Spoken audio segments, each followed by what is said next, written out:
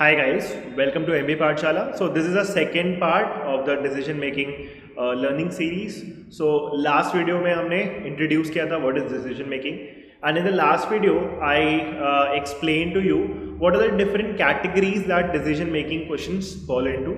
So in the next set of 3 videos I'll be taking up like different types of decision making problems, right? And through these problems we'll understand how many different types of questions are actually framed. So last video मैंने आपको बताया था कि basically decision making problems can be basically categorized into 3 types, right? पहला numbers and revenue based business problems. Then the second part is actually strategy based problems, strategy based business problems, and then we have finally HR and ethics based problems, right? So हम 3 videos में हमारा plan basically ये कि हम तीनों videos में पहले इनके थोड़े थोड़े प्रॉब्लम्स हम गो थ्रू करेंगे. You will get to understand numbers based problems कैसे देखने में लगते हैं, and then you can actually go ahead and choose कि किस टाइप के प्रॉब्लम्स में आप ज़्यादा कंफर्टेबल हो, किस में आपको ज़्यादा प्रैक्टिस की रिक्वायरमेंट होने वाली है. ठीक है, so will take around 4 problems in this particular video, and through these problems थोड़ा हम डिस्कस करते हैं नंबर्स या रेवेन्यू बेस्ड बिजनेस सेट्स कैसे दिखते हैं. ठीक है, now also one more thing, हम क्या करना स्टार्ट करेंगे ना, हम टेलीग्राम ग्रुप पे हम थोड़े एडिशनल सेट्स आपको प्रोवाइड करना स्टार्ट करेंगे right from this video onwards. ठीक है, तो आपको मैक्स टू मैक्स आज रात में या फिर कल मॉर्निंग में आपको कुछ एडिशनल प्रैक्टिस प्रॉब्लम्स मिलने स्टार्ट होंगे.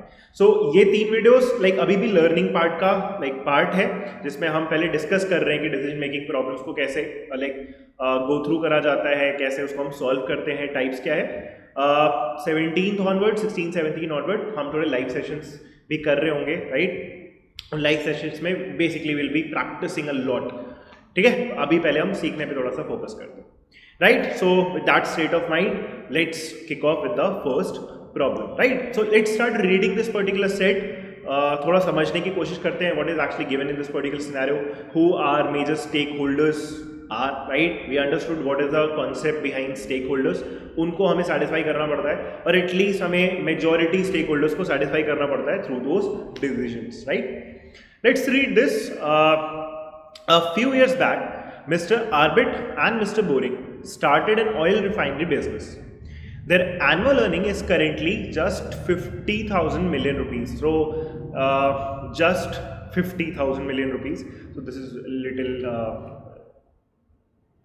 little unimaginable for us, 50,000 and just that 2 million rupees. But anyways, their annual earning is currently just 50,000 million rupees. They are now exploring various options to improve the business. Fair enough. So they have a oil refinery business, as in the background is there. So we have an oil refinery business, and the current earning of that business is 50,000 million rupees. They are now exploring various options to improve the business, right? So steps are being taken to improve that business. What are the steps? Mr. Zanadu, a salesperson from Innovative Technology Solutions, abbreviated as ITS. So there is this person, Mr. Zanadu. He is a salesperson from this ITS. He is trying to sell a new oil refinery technology. So basically he's selling a technology like new improvised systems of sorts. He is selling this technology to Mr. Arbit and Mr. Boring. So there is a salesperson who is trying to sell a particular technology to these 2 people. This technology could potentially, right, could potentially enhance their annual earning to 150,000 million rupees within the year. So let's take a look at these numbers very carefully and then we'll read. So यहाँ पे क्या दिया हुआ है, जो current इनका annual earning है that is 50k thousand, right? That is 50k million rupees, and if they incorporate this new oil refinery technology, it could potentially enhance, right? It will not definitely like हो सकता है, it could potentially enhance their annual earning to 150,000. So basically 3 times हो जाएगा, right? So this will get tripled and this will become 150,000 million rupees. So that is the upside of this within a year, but they have to make a one-time investment of 1,000 million rupees.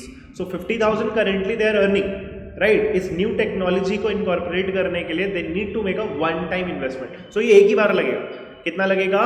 100,000 million rupees. So 100,000 million rupees लगाओगे और फिर आपको 150,000 मिलना start होगा.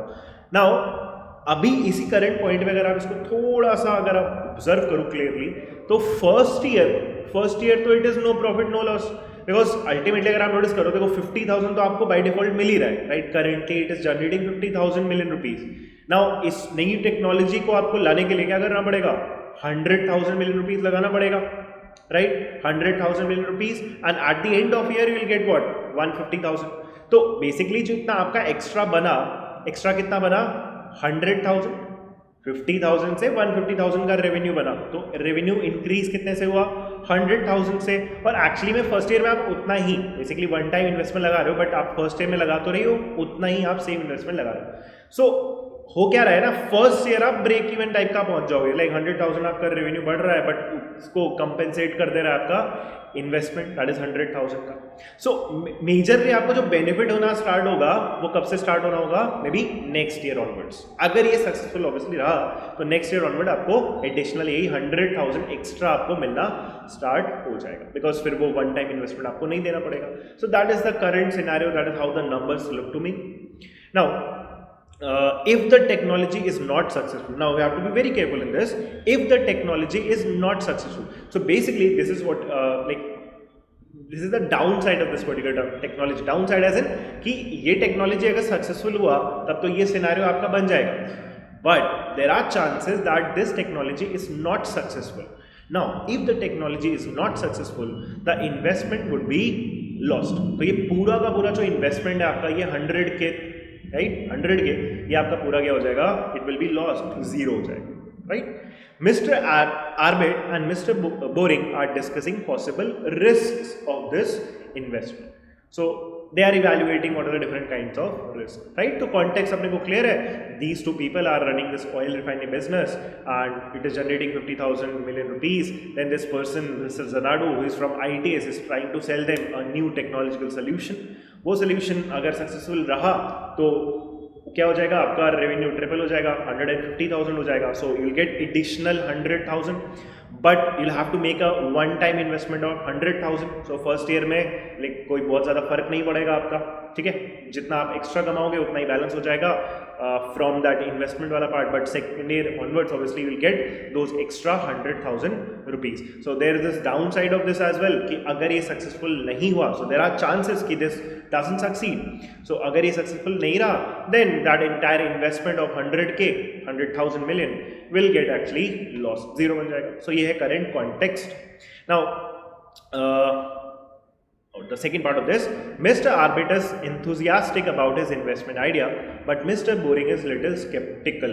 Now there are two people, they have like two contradictory opinions. So Mr. Arbit is enthusiastic, so this is important, and Mr. Boring is a little skeptical, so he is like a little like worried, right? वो बहुत ज़्यादा believe नहीं कर रहा है, like he is like thinking what if this doesn't like succeed, so he's skeptical about his chances. Like a lot many students are skeptical about their chances of getting into Excel site, so वो ZAT के लिए prepare नहीं करते हैं. So you don't have to like be a skeptic, obviously, right? You have to be a believer like Mr. Arbit, that you can actually go and crack ZAT and get into Excel, right? So that is a very basic example.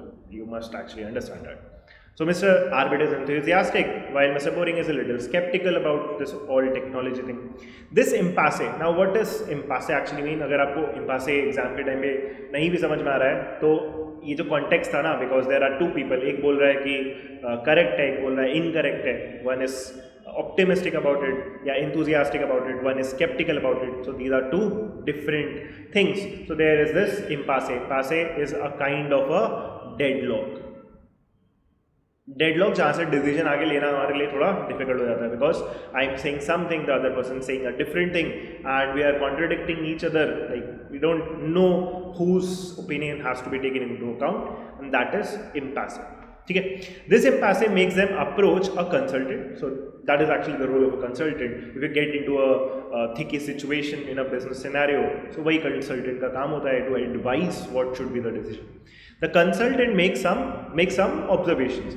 Which of the following observations made by the consultant might reduce Mr. Arbit's enthusiasm for the new investment idea?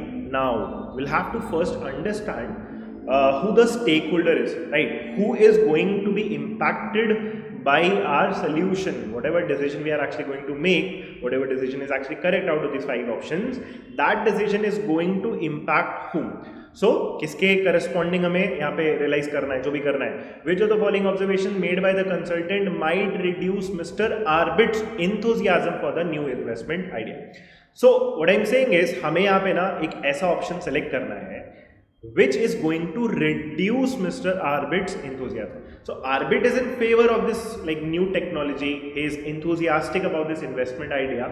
So we have to select an option out of these 5 जो क्या करेगा, उसको थोड़ा सा counter करेगा, उसका enthusiasm थोड़ा सा कम करना स्टार्ट करेगा. कुछ ऐसा आपने को लॉजिक मिलेगा किसी भी ऑप्शन से जिससे उसका लाइक वो भी शेकी हो जाए. He is not going to go through with his enthusiasm of getting into that investment वाला part. So again, as always, we have already discussed this in the last video. We'll go one by one with the options and we'll not be selecting the option outrightly. We'll be eliminating the options and that will increase the chances that we land up at the correct answer.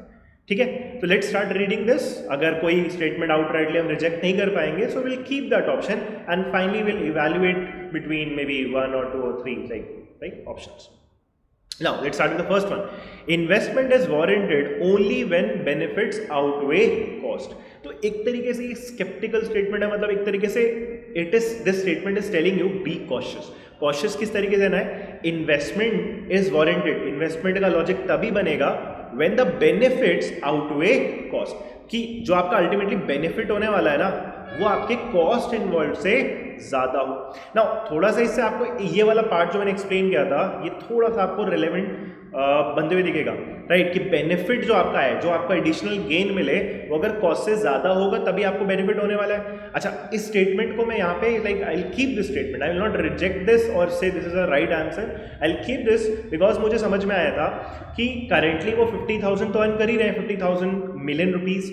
उस नए investment का cost could 100 था, उसको incorporate करने से there could be upside and वो triple होके 150 के हो जाएगा. तो हमने डिस्कस किया था ना, 100K का जो एडिशनल आपको रेवेन्यू जनरेट होगा वो फर्स्ट ईयर में तो बैलेंस हो जाएगा because of that investment exactly equal to 100K. First year में तो आपको कोई फायदा होने नहीं वाला है, maybe next year onwards कुछ आपको लाइक फायदा होगा, कितना, एडिशनली 100K का. ठीक है, तो फर्स्ट ईयर में आपका बेनिफिट कॉस्ट से ज्यादा एक्चुअली में नहीं है, उसके बाद जाके एक्चुअली में वो ट्रू हो सकता है. ठीक है, हो रहा है या हो सकता है, जो भी है. तो this statement is not outrightly wrong और राइट में भी एक इवैल्यूएट हम कर सकते हैं, देखेंगे बाद में ये सही आंसर बनता है कि नहीं बनता है. सो इस स्टेटमेंट को I will keep this on foot, right. I hope you all agree with this. Now the second statement, technology investment gives higher earnings in future. अब ये क्या बोल रहा है, technology investment give higher earning to future, in future. अब ये क्या कर रहा है ना, वो सब्सटैंशिएट कर रहा है, वो और फेवर में जा रहा है because that mister orbit was already enthusiastic कि भाई ये एक ऐसा इन्वेस्टमेंट है जिससे मेरा जो रेवेन्यू है वो मल्टीफोल्ड हमारा इंक्रीज होना स्टार्ट हो जाएगा ईयर बाई ईयर. अब ये जो स्टेटमेंट है ये तो बहुत पॉजिटिव नोटेशन में है आपका, इसका पॉजिटिव कोनोटेशन इसी तरीके से ये तो बोल रहा है ना, technology investment give, like specifically बोल रहा है these investment, technology investment give higher earnings in future. Future में जाके आपको अर्निंग आपकी देते ही रह जाएंगे, आपका हायर अर्निंग प्रोवाइड करेंगे. So this is actually supporting mister Arbit's enthusiasm. I hope this is clear. ये जो आपका जो सेकंड स्टेटमेंट है this is actually supporting mister Arbit. So this is not my correct answer, ये तो मैं definitely बोल सकता हूँ because I have to like select a statement जो थोड़ा सा मिस्टर आर्बिट को कॉशियस बनाने में हेल्प करेगा. ये तो और सपोर्ट कर रहा है कि भाई अर्निंग्स बढ़ जाएंगे आपके फ्यूचर में. सो this is definitely not the correct answer. We can safely eliminate this. Moving on to the third option, investment in technology leads to reduction of cost in the long run. This is also definitely supporting his enthusiasm. ये तो बोल रहा है ना, investment in technology cost reduce कर देगा, तो automatically आपकी प्रॉफिटेबिलिटी बढ़ जाएगी, राइट. प्रॉफिटेबिलिटी बढ़ जाएगी तो इसका लाइक बिल्कुल सपोर्ट में जा रहा है ना, तो हमें तो अगेंस्ट में कुछ ढूंढना है, ये उसके एंथुसियाज्म को बढ़ा रहा है, कम नहीं कर रहा है. So again we can eliminate this option. Then fourth, technology risk can be controlled. ये तो सबसे अच्छा उसके लिए हो गया, लाइक वो तो इस आर्ग्यूमेंट को यूज करके मिस्टर बोरिंग को भी लाइक तैयार कर सकता है, वो डेडलॉक जो था, जो इम्पैसे था, वो रिमूव हो जाएगा, it could be done, right. Technology risk control किया जा सकता है, अब कंट्रोल कर सकते हैं तो वो तो और अच्छा है, वो तो ऑलरेडी इंथुसियास्टिक था इस इन्वेस्टमेंट आइडिया के, हम उसको बोल रहे हैं कि भाई देखो ये जो टेक्नोलॉजी से जो भी रिस्क है ना, हम उसको भी कंट्रोल कर सकते हैं, तो वो जो चांसेस थे कि वो सक्सेसफुल ना हो, वो चांसेस और कम हो जाएंगे, तो उसका इंथुसियाज्म और इंक्रीज हो जाएगा, and hence this fourth statement is also not going to be our correct answer, इसको हम एलिमिनेट कर सकते हैं। Then we have this fifth option, business is all about taking risky decision। पहले तो ये थोड़ा सा लाइक वेग तरीके से लिखा हुआ है, business is all about taking risky decisions, ये मैनेजर्स इस तरीके से इवैल्यूएट नहीं करते हैं किसी भी डिसीजन को, बिजनेस सिनेरियोस को, that is the first thing, एक पॉइंट ये भी है। दूसरा, अगर आप इसको थोड़ा और ध्यान से पढ़ोगे, business is all about taking risky decision, वो तो भाई तैयार बैठा है ना, mister Abid is enthusiastic about his investment idea. अब मैं आपको उसको जाके बोलूँ देखो तुम ऑलरेडी तैयार हो एक लाइक इन्वेस्टमेंट लाइक देने के लिए इस पर्टिकुलर में, विद नोइंग ऑल दिस कि हाँ भाई उसके भी चांसेस है कि सक्सेसफुल ना हो, but still you are optimistic about it, enthusiastic about it, and मैं आपको बोल दूं जाके business is all about taking risky decision, कहीं ना कहीं I am supporting you stands, what stands that yes I am okay with this investment idea, उसका ultimately मेरे को प्रॉफिट बन जाएगा, और मैं आपको अल्टीमेटली फिफ्थ स्टेटमेंट से सपोर्ट कर रहा हूँ। So this fifth option can also be eliminated, and hence that first statement becomes the correct answer, because इसमें clear cut बोल रहा है investment is warranted only when benefit outweigh cost। तो आपका फर्स्ट ईयर में समझ में आ रहा था ना कि आपका benefit was not outweighing the cost, and एक स्पेसिफिक एंगल भी था, एक स्पेसिफिक एंगल ये क्या था कि आपका हो सकता है वो प्रॉफिटेबल बने ही ना। आई बात समझ में? तो investment is warranted only when the benefit outweighs cost. अगर ये स्टेटमेंट में मिस्टर आर्बिट को बोलूं तो जो उसका इंथुजियाज्म है वो काफी क्या हो जाएगा, कम हो जाएगा, and he may be not go ahead with the decision to go ahead with that investment, right. So we eliminated all the four answers and four options, and we ended up with a correct option, that is option 1, right? I hope you all agree with this. This is how we evaluate different kinds of options and we choose the best possible decision, right? I hope this is clear. Now let's move on to the second part of this. There is one more two more problems actually on this side. Now let's read this. So the first part is obviously same. Now the second part of this, let's read this. In order to sell the technology to Mr. Arbit and Mr. Boring, right, Mr. Zanardo is thinking of 5 possible sales pitches. Sales pitch क्या होता है? Basically those kind of arguments, जैसे कोई भी company है, for example, right, कोई company है, उसमें कहीं थर्ड पार्टी जैसे एक वेंडर है जो सेल्स पिच है, या सेल्स कंसल्टेंट है, या मार्केटिंग मैनेजर, जो भी है, वो एक दूसरी कंपनी में आया और वो उनको अपना प्रोडक्ट बेच रहा है, तो कॉन्फ्रेंस हॉल में वो एक सेल्स पिच या सेल्स लाइक टेक तैयार करेगा, वो एक आर्ग्यूमेंट के साथ एक बढ़िया सा फैंसी प्रेजेंटेशन दिखाएगा कि हम यहाँ पे इतना, इस रीजन में इतना रेवेन्यू बढ़ा देंगे, यहाँ पे इतना रेवेन्यू बढ़ा देंगे, so and so, that is a sales pitch. Argument आप देते हो कि भाई should you try our services, ये प्रोडक्ट आपको क्यों लेना है, इससे आपको क्या फायदा होने वाला है, what are the advantages, right, everything that is there in the sales pitch. So he who is he, Mr. Zanardo is trying to sell them this new technology, right? So he's actually giving them like a sales pitch. So in order to sell the technology to Mr. Arbit and Mr. Boring, Mr. Zanardo is thinking of 5 possible sales pitches. Which of the following sales pitches which would reduce the uncertainties the most for Mr. Arbit and Mr. Boring? So इन दोनों के लिए जो uncertainty वाला part है ना, उसको क्या करना है, रिड्यूस करना है। अनसर्टेनिटी बेसिकली क्या है, यही तो है, अगर आपने इसको ध्यान से पढ़ा तो यहाँ पे अनसर्टेनिटी वाला पार्ट क्या है, ठीक है, अगर सक्सेसफुल है तो आपका ट्रिपल हो जाएगा revenue, that is fair, but if the technology is not successful, so basically ऐसा भी पॉसिबिलिटी थी कि वो सक्सेसफुल ही ना हो। तो कहीं ना कहीं after reading this particular problem, like this statement, which of the following sales pitches would reduce the uncertainty? तो uncertainty किस चीज़ की, अगर आप सोचो, like before reading the options even, uncertainty मुझे समझ में आ रहा है कि इसमें उसी बात की है कि ये सक्सेसफुल नहीं भी तो हो सकता है, नहीं हुआ तो पूरा का पूरा आपका जीरो बन जाएगा, right? I hope this is clear. तो अगर किसी तरीके से मैं ये बोल पाऊँ कि भाई देखो जो रिस्क है ना, या जो अनसक्सेसफुल होने के चांसेस है फॉर एग्जाम्पल, वो चांसेस बहुत ब्लीक है, बहुत कम है, तो इवन देन मिस्टर जो आपका देखो पहला वाला पर्सन आर्बिट तो एंथुसियास्टिक है ही, मिस्टर जना जो दूसरा पर्सन है मिस्टर बोरिंग, उसका भी थोड़ा सा फेवर आपको मिल जाएगा अगर आप उसको ये बोल दो कि लाइक इसके रिस्क बहुत ज़्यादा कम है मे बी, या फिर इसके अनसक्सेसफुल होने के चांसेस बहुत कम है या सक्सेसफुल होने के चांसेस थोड़े ज़्यादा है। On these lines we are actually looking for. अब ज़रूरी नहीं है कि इसी फॉर्म से आपका कुछ स्टेटमेंट मिल जाएगा, but that is the first thing that actually came into my mind while actually reading this. Let's read the options and then eliminate them one by one. Now, the first option. All other competitors. अच्छा by the way इसमें stake holders कौन हुए? Stake holder आपके यहाँ पे दोनों हुए, mister Arbit and mister boring, because दोनों के पर्सपेक्टिव से हम एक्चुअली में देख रहे हैं, ठीक है। Now the first statement, all other competitors are aggressively investing in risky technologies. ठीक है, इसको मैं आउटराइटली डिनाई नहीं कर सकता, बस ये लाइक थोड़ा सा अजीब लॉजिक है, अजीब एज इन कि just because others are aggressively investing in risky technologies, others यहाँ पे कॉम्पिटिटर है, भाई बगल वाला मतलब जो सेम बिजनेस में है, जो सेम आपका ऑयल रिफाइनरी बिजनेस में है, वो भी रिस्की इन्वेस्टमेंट कर रहे हैं, रिस्की टेक्नोलॉजीज में हम इन्वेस्ट कर रहे हैं, वो कर रहे हैं तो हम भी करेंगे, ऐसा नहीं होता है। But yes we can keep the statement because we are evaluating या like comparing different kinds of option and eliminate कर रहे हैं। सो इसको फिलहाल मैं अभी बचा के रख सकता हूँ। एक पॉइंट इसमें अभी भी सेटिस्फैक्टरी है कि भाई बाकी कॉम्पिटिटर्स रिस्की बिजनेस में इन्वेस्ट कर रहे हैं, सो देर आर टेकिंग चांसेस, अब वो सक्सेसफुल हो जाएंगे और हम चांस भी नहीं लिया एंड हमने ग्रोथ नहीं दिखाई, तो वो भी सही नहीं है। Will have to evaluate this option with respect to other option. तो इसको I will put on hold right now, I will not eliminate this outrightly, ठीक है।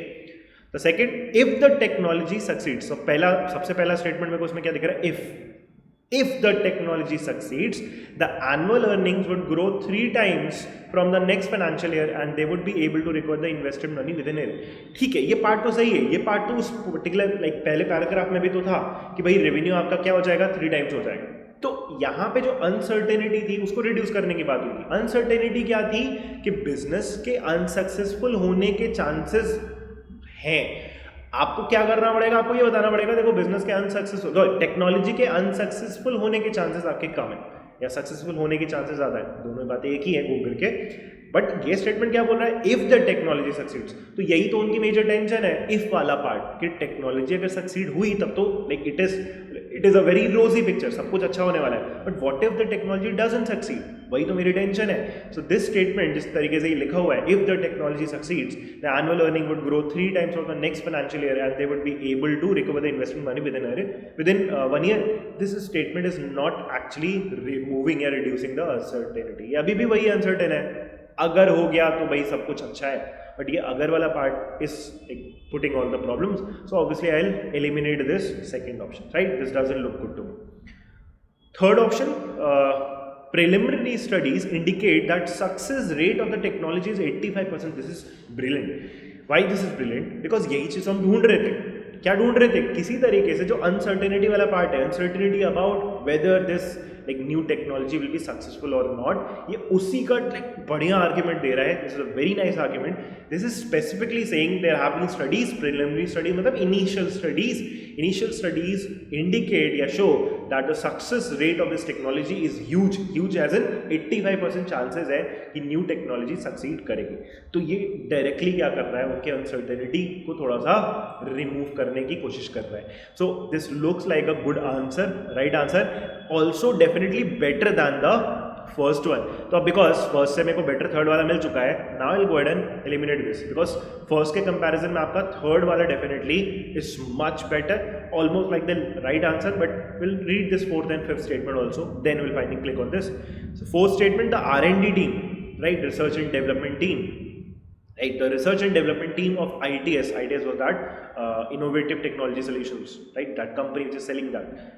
The R&D team of ITS is working to counter any possible downside of this technology. Problem ये है, this also looks good because की risk है तो उसको control करने की कोशिश करी जा रही है। The problem is कोशिश करी जा रही है।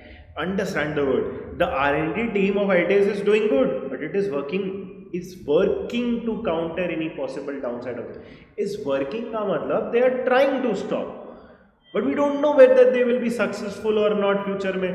वो सक्सेसफुल हो गए तब तो सब कुछ अच्छा है, but there are chances that the R&D team's work, the R&D team, whether like the work they are actually doing is of no use, हो सकता है उनका कुछ लाइक सक्सेस लाइक मिले ही ना उनको. सो अगर सक्सेस नहीं मिला तो फिर तो अनसर्टेनिटी रिमूव कर ही नहीं रहा है ना. So if you compare this with the third option, वो आपको क्लियरली बोल रहा है कि the chances are like the studies have shown that the success rate is 85%. But fourth में बोल रहा है like they are working on it, very we working on it. तो ठीक है, व्हाट इफ सक्सेसफुल नहीं हुआ, तो out of these like 3 and 4 obviously I'll keep this third and I'll eliminate this 4. Finally, fifth one, that same statement, business is all about taking risky decision. This is absolutely making no sense. यही तो like Mr. Boring की problem है. He is not willing to take risk. He is skeptical about the new investment idea. So fifth is pretty vague. I'll actually go ahead and eliminate this, which actually makes my third option the correct answer. Right? I hope you understood this. Now let's move on to the third problem of this particular set. Now the third one, right? So this initial part remains the same, that initial argument, what the case was. Now we have some changes, we have a new problem in front of us. So Mr. Arbit and Mr. Boring did not invest in the new technology, right? They did not invest, that is given. But the new technology is a big success.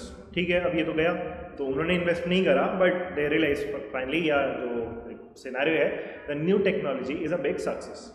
Repentant is like अफसोस करना, right? To repent about something is अफसोस करना. So repentant, they are now estimating the additional amount they would have earned, that is the foregone earnings. कितना कमा सकते थे, that is what is the foregone earnings, had they invested in the new technology, right? They're calculating what they actually lost. So, however, the two owners differed on the expected lifespan of the new technology. Right? It had a one-time investment, remember? Right? They are differing on the expected lifespan of the new technology. Like, कैसे? Mr. Arbit expected lifespan to be 5 years. Now, Arbit जो था वो optimistic, enthusiastic जो person था, he is estimating that the new technology would last 5 years, whereas Mr. Boring expected it to be 2 years. तो ये दोनों person इस पर डिफर कर रहे हैं. वो बोल रहा है कि 5 साल तक ये न्यू टेक्नोलॉजी काम करती, और सेकंड पर्सन मिस्टर बोरिंग बोलता है द न्यू टेक्नोलॉजी 2 साल तक काम करती. After the technology gets outdated, right, the earnings from the business would drop back to 50,000 million rupees. So पहला वाला पर्सन क्या बोलता है, 5 years तक बढ़िया रिटर्न आएगा, 150,000 million rupees आएगा. उसके बाद वो टेक्नोलॉजी आउटडेट हो जाएगी, तो from the 6th year onward आपका फिर रेवेन्यू 50,000 आना स्टार्ट होगा. वेयर आज मिस्टर बोरिंग क्या बोलता है कि वो 2 साल तक ही उसका लाइफ स्पैन रहेगा, तो from the 3rd year onward, 3rd, 4th, 5th and so on, फिर आपका क्या हो जाएगा, ऑलरेडी 50,000 rupees आना स्टार्ट हो जाएगा. ठीक है. What would be the difference between the two expected foregone earnings after 5 years of the technology investment if yearly earnings are deposited in a bank at 10% compounded annually? And there is a small note given, foregone earnings किसको बोलेंगे, earnings from business with new technology minus earnings from business without new technology. Now देखो, now from a like aspirants perspective, अगर आप इस particular problem को देखो, there is a lot of numbers involve. Initially तो आपका वो डेटा में आपका नंबर्स तो था ही, यहाँ पे भी एडिशनल नंबर है, also we have this 10% compounding. So this question में seem like very mathematical in nature. It is because ये पार्ट ही हमारा थोड़ा नंबर्स बेस्ड बिजनेस डिसीजन है, तो ये थर्ड वाला प्रॉब्लम थोड़ा मैथमेटिक्स इन्वॉल्व करने वाला है. You just need to know what needs to be calculated, और ईजिली कैसे कैलकुलेट कर सकते हैं. Now, I actually can go ahead and calculate the foregone earnings completely for Mr. Arbit and for Mr. Boring separately and then subtract them. But मुझे ultimately क्या चाहिए, मुझे ना दोनों केसेस के बीच का डिफरेंस चाहिए. तो देखो यार, दोनों केसेस में ना डिफरेंस निकालने के लिए जो पार्ट सेम रहा होगा उनको अकाउंट करने की आपको जरूरत ही नहीं है.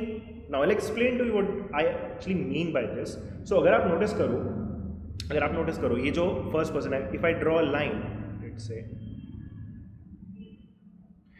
सो this is for mister Arbit and B के लिए एक लाइन बनाते हैं.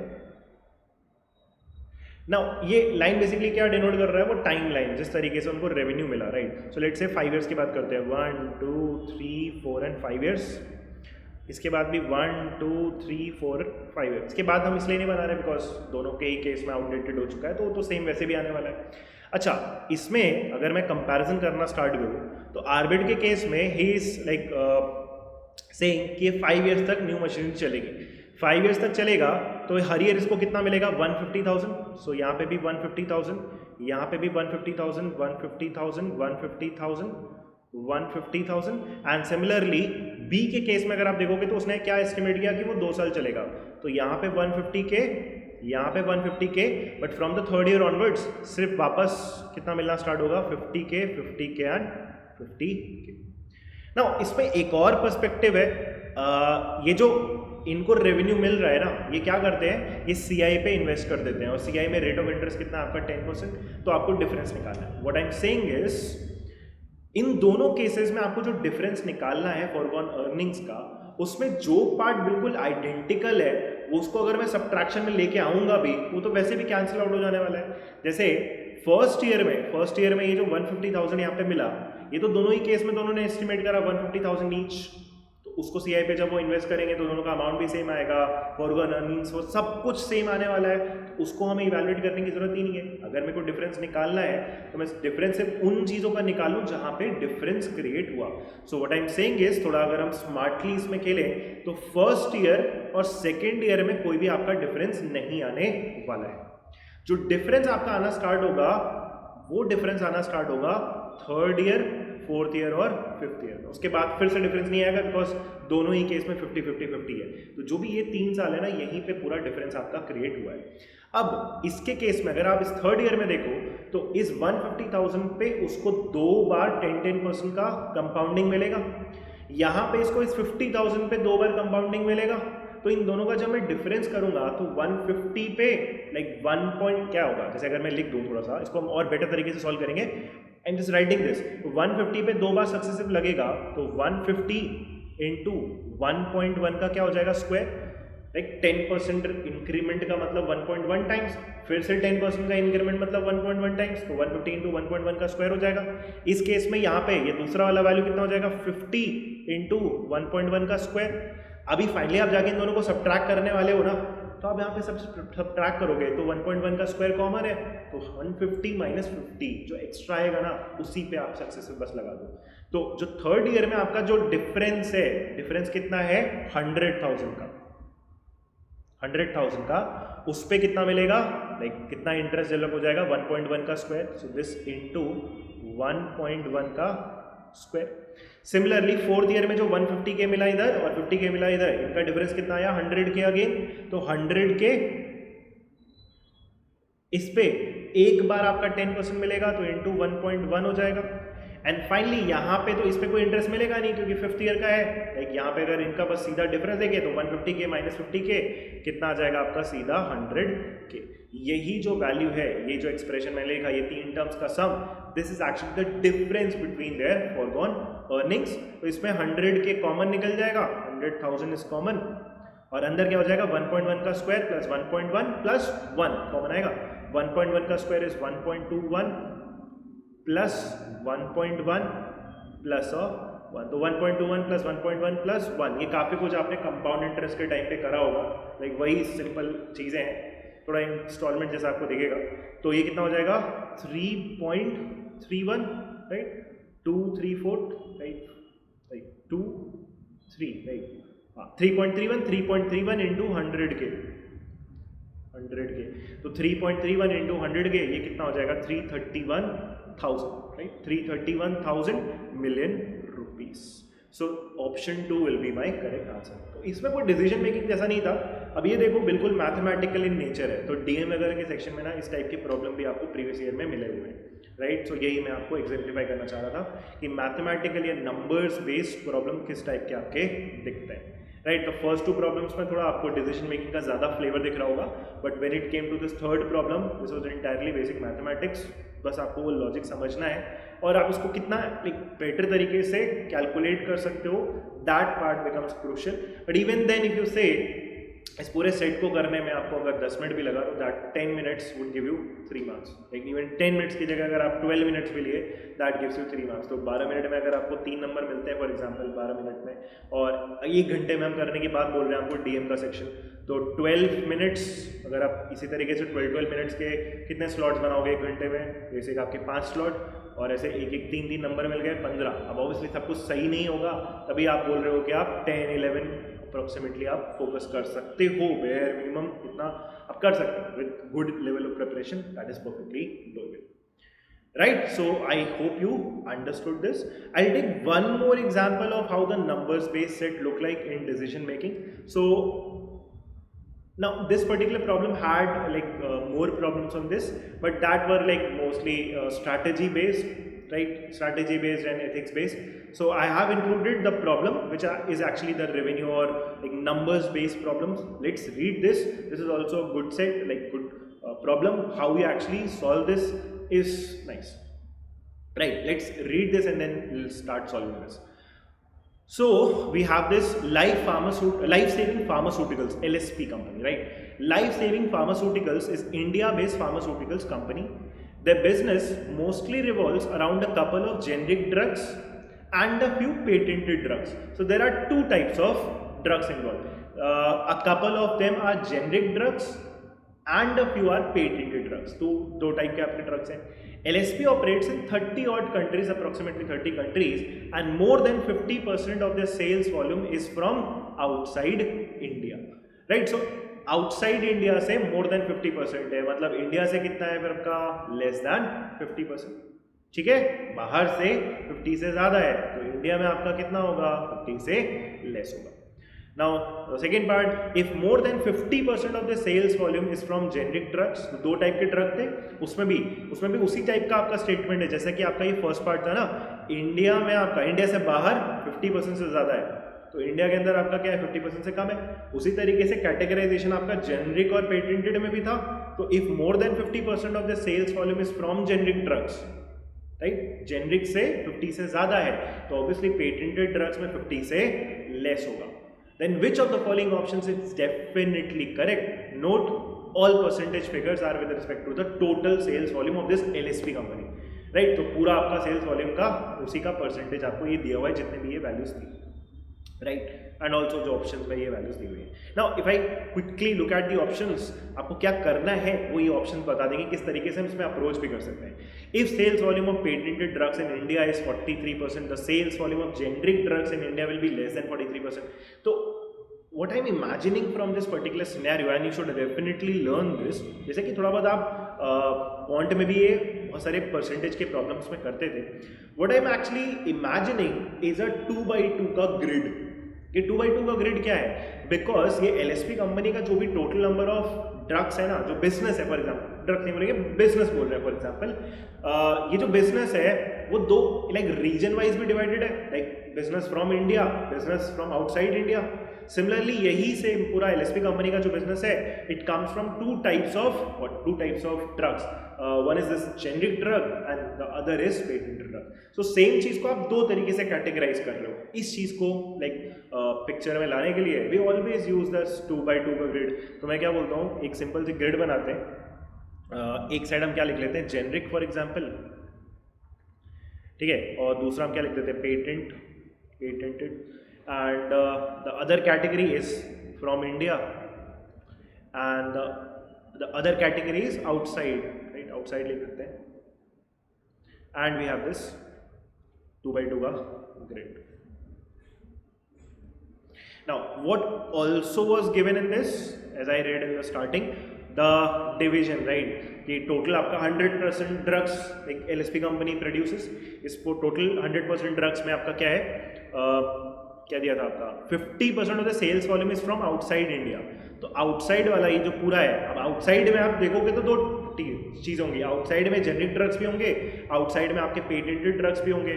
तो आउटसाइड इंडिया का आपका जो वॉल्यूम है, सेल्स वॉल्यूम है, it is what, more than 50%. So this is definitely greater than 50, right?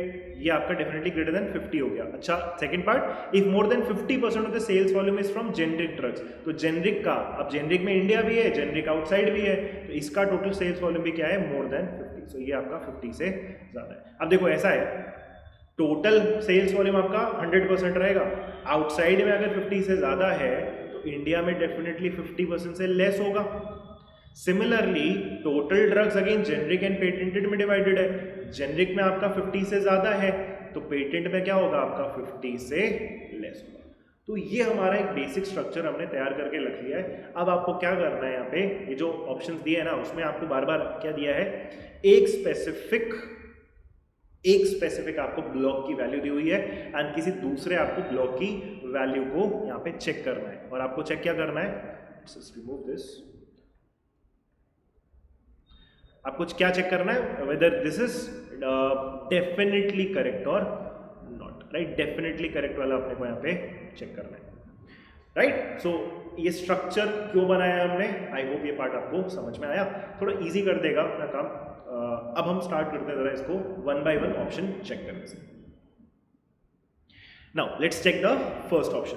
पहला क्या पार्ट था, if sales volume of patented drugs in India is 43%, तो इंडिया पेटेंटेड ये कितना बोला इसने, 43, राइट। तो ये लेस देन 50 है, यहाँ पे 43 ऑलरेडी आ गया है। अब आपको क्या चेक करना है, sales volume of generic drugs in India will be less than 43%। Generic India ये आपका लेस देन 43%। क्या ये देखो, अब जैसे ये 43 है, ये लेस देन 43 बोल रहा है, अब लेस देन 43 में तो कुछ भी वैल्यू आ सकती है, 42 भी आ सकता है, right. I hope you understanding, यही चीज हमें बस यहाँ पे चेक करनी है, generic drugs in India will be less than 43। अब ये याद रखना कि ये 43 है और ये 50 से लेस है, तो मैं ये बोलना चाहता हूँ कि ये जो वैल्यू है ना, ये वैल्यू डेफिनेटली क्या होगी आपकी, लेस देन 7 होगी। 7 नहीं हो सकती बिकॉज 43 प्लस 7 आपका 50 हो जाएगा, इसको 50 से नीचे होना है तो ये 7 से नीचे जाएगा, तो ये वैल्यू ना 7 से नीचे होनी चाहिए। ये स्टेटमेंट क्या बोल रहा है, the sales volume of generic drugs in India will be less than 43%। अब क्या है ना, ये स्टेटमेंट गलत मैं इसलिए बोल रहा हूँ, आप मेरे को ये लॉजिक दे सकते हो कि भाई इट इज लेस देन 43%, तो हाँ आप भी तो वही कह रहे हो कि लेस देन 7 है, बट मैं एक्चुअली कह रहा हूँ ना, जिस तरीके से लिखा हुआ है, जैसे इनइक्वालिटीज में, फॉर एग्जांपल क्वांट में इनइक्वालिटीज आप सॉल्व करते थे, किसी चीज़ का सोल्यूशन आपको पता है x लेस देन 2 है, बस किसी ऑप्शन में अगर x लेस देन 43 लिख देता, तो क्या आप उसको डेफिनेटली करेक्ट मानते, नहीं मानते, उसका सोल्यूशन नहीं होता, बिकॉज x लेस देन 43 बोलने का मतलब उसमें 43 से सारी नीचे जितनी भी वैल्यूज है वो अलाउड है, बट सारी अलाउड नहीं है, वो और नीचे जाके आपका रिस्ट्रिक्शन सेट है कि वो 2 से नीचे आना चाहिए, तो इसलिए हम यहाँ पे इसको इनकरेक्ट बोलते थे ना, वही सेम लॉजिक यहाँ पे भी है। वो बोल रहे 43 से लेस होना चाहिए ये वैल्यू, नहीं वो 43 से लेस में फिर आप बोल रहे हो 42 अलाउड है, 41 अलाउड है, ये सारी वैल्यूज अलाउड ही नहीं है, ये वैल्यू 7 से नीचे आनी चाहिए, and hence the first statement can not be correct, right. आप मेरे को कमेंट्स में बताना आपको ये वाला डाउट आया था कि नहीं आया था, अगर आपको ये डाउट आया ना तो आप मेरी ये वाली बात को ध्यान से सुनना, आपका इनइक्वालिटीज में जो लॉजिक लगाते थे वही लॉजिक एक्चुअली यहाँ पे लगाएंगे। x लेस देन 2 का अगर सोल्यूशन है तो हम ऐसा कोई ऑप्शन नहीं उठाएंगे जहाँ पे x लेस देन 43 है, बिकॉज वो गलत है, बिकॉज उसमें बहुत सारी ऐसी वैल्यूज हैं जो आपकी इस रेंज में कभी आएंगी, and hence this is like the wrong answer, ठीक है। तो ये डेटा हटाते हैं and the first option is actually eliminated. Now let's move on to the second one. If the sales volume of generic drugs in foreign countries, so generic foreign मतलब outside, right, foreign countries है at least 24%, तो इसको मैं greater than या equal to भी लिख सकता हूँ, greater than equal to कितना 24 बोल रहा है। The sales volume of patented drugs in India, the sales volume of patented, ये वाली वैल्यू will be above 24, इसको 24 से ऊपर जाना है। अच्छा आप इसको चेक करते हैं, इसको चेक करने के लिए पहले हम ऐसे आ सकते हैं मे बी, अब ये पूरे कॉलम को अगर देखोगे तो ये 24 या उससे ऊपर है, एटलीस्ट 24 है, बट इसकी वैल्यू को 50 से ऊपर जाना है, इस पूरे कॉलम को दोनों मिला के, अब ये 24 है, इसको 50 से ऊपर जाना है, तो ये कितना हो जाएगा फिर आपका, अगर मैं यहाँ पे इसको ऐसे भी कर सकते हैं, अगर ये 24 है तो इधर भी देख सकते हो बाय द वे, ये 24 है, इसको 50 से ऊपर जाना है, तो इसको क्या होना पड़ेगा आपका 26 से इसको ऊपर जाना पड़ेगा, राइट, बिकॉज अगर ये 26 एग्जैक्टली होता, अगर ये एग्जैक्टली 26 होता तो इसकी मिनिमम वैल्यू फिर 50 बन जाती, बट 50 नहीं बनाना है, इसको 50 से हमें ऊपर रखना पड़ेगा, तो अगर ये 24 है तो ये 26 आएगा। अच्छा अभी ये 26 से आपका बड़ा है, बट इसकी ओवरऑल वैल्यू आपकी क्या होनी चाहिए, इसकी ओवरऑल वैल्यू आपकी 50 से नीचे आनी चाहिए, तो दिस मीन्स इनका एडिशन आपका 50 उससे नीचे आना चाहिए, right, so this will be definitely what, less than 24। I hope this is clear, because ये हम कह रहे हैं कि ये 26 से ऊपर जाएगा, 26 से ऊपर 27, 28 या पॉइंट्स में भी जा सकता है भाई, 26.1 ऐसा, इसकी वैल्यू जो होनी चाहिए वो 24 से फिर नीचे आनी चाहिए, बिकॉज ओवरऑल ये 50 या उससे नीचे होने वाला है। बट ये वाला ऑप्शन तो क्या बोल रहा था, the sales volume of patented drugs in India will be above 24, patented in India, हम कह रहे हैं it is less than 24 because of the set of values, but ये कह रहा है अबव 24 है, तो ऑब्वियसली ये कॉन्ट्रडिक्शन हो गया, and the second option also gets eliminated, so ये वैल्यू आपकी नहीं हो सकती। Right, let's move on to the third one. If the sales volume of patented drugs in India is 54, patented India, if the sales volume of patented drugs in India is 54, ये आपका कह रहा है 54, ये तो वैसे भी नहीं हो सकता बिकॉज इस रो का भी अगर आप एडिशन देखो या फिर इस कॉलम का एडिशन देखो तो ये 50 से तो नीचे होना चाहिए, अकेला वैल्यू आपका 54, तो ये तो नहीं हो सकता। तो सी तो आप सीधे सीधे एलिमिनेट कर सकते हो, ये तो आसान ऑप्शन था एलिमिनेट करना, definitely not true because India से लेस देन 54 ही है, तो उसमें कोई एक स्पेसिफिक कैटेगरी 54 तो ऑब्वियसली नहीं हो सकता। But about the fourth option, if the sales volume of patented drugs in India is 29, patented India ये कितना आ गया 29 आ गया। The sales volume of generic drugs in foreign countries, generic outside that is foreign will be above 29, इसको 29 से ऊपर जाना है। अब इसको चेक कर सकते हैं, देखो ये 29 है, अब इसी रो को देख लो, ये इसको भी देख सकते हैं, एक ही बात है। 29 है, ये कितना आ जाएगा, ये 21 से क्या आना चाहिए, लेस आना चाहिए बिकॉज 29 प्लस 21 विल बी 50 से नीचे आना चाहिए, तो इसको 21 से नीचे जाना पड़ेगा। अब ये 21 से आपका नीचे है राइट, बट ओवरऑल एडिशन आपका क्या होना चाहिए, 50 से ऊपर जाना चाहिए। तो 21 के साथ क्या नंबर ऐड करके 50 बनाता है 29, लेकिन इसको 29 से क्या होना पड़ेगा बिकॉज ये 21 से नीचे जा रहा है, ओवरऑल को 50 से ऊपर जाने के लिए इसको 29 से क्या होना पड़ेगा, ग्रेटर होना पड़ेगा। एंड यही एग्जैक्टली यहाँ पे स्टेटमेंट बोल रहा था, if the sales volume of patented drugs in India is 29%, the sales volume of generic drugs in foreign countries, this value will be above 29 and this is also what we are saying. So this is aligned with our conclusion and hence we can conclude that the fourth option is the correct answer. अब ये वैसा problem नहीं है कि इसमें कोई दूसरा answer आपका पॉसिबल है, बिकॉज कोई कंफ्यूजन नहीं होगा because it's very mathematical in nature, so we can actually skip this fifth option, वो डेफिनेटली नहीं आएगा। आप अपने सेटिस्फैक्शन के लिए एक बार फिफ्थ ऑप्शन भी चेक कर लेना किस तरीके से हमने इसमें प्रोसीड करा है।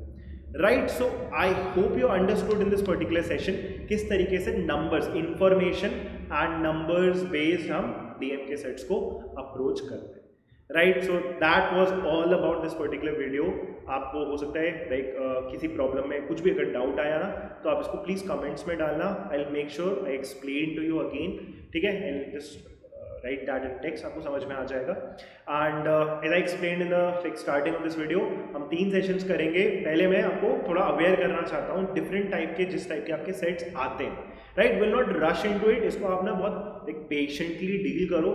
आप एक पर्टिकुलर टाइम के बाद ना हम इतनी इसमें प्रैक्टिस कर डालेंगे, DM section will be comfortable for you, right. And second वाले वीडियो में I will be taking more like business and strategy combined sets, and third वाले पार्ट में हम will be dealing with like moral values, ethics and then HR based problems. उसके बाद as I again told in the starting, हम फिर live sessions काफ़ी कुछ कर रहे होंगे जिसमें हम ढेर सारी एडिशनल प्रैक्टिस वगैरह कर रहे होंगे।